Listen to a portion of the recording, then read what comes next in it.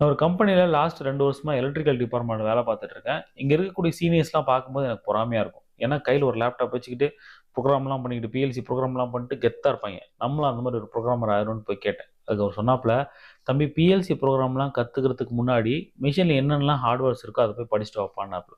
சரி அத கத்துக்கலான்ட்டு போய் பேனல தொறந்து பார்த்தா, கொசன்னு ஏகப்பட்ட டிவைஸ் இருக்கு. ஸோ அது எப்படி கத்துக்கிறது? எங்கேருந்து ஆரம்பிக்கிறதுன்னு ஒண்ணுமே புரியல. ஸோ இதெல்லாம் எப்ப கத்துக்கிட்டு நான் புரோகிராமர் ஆகுறதுன்னு சொல்லிட்டு எனக்கு கடுப்பாயிருச்சு.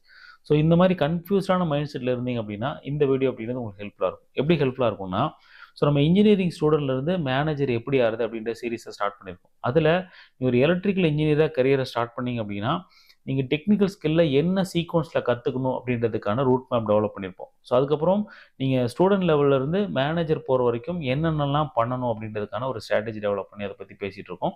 ஸோ அந்த டீட்டெயில்ஸ் எல்லாம் நம்ம சேனல் பிளேலிஸ்ட்ல இருக்கு. செக் பண்ணி பாருங்க.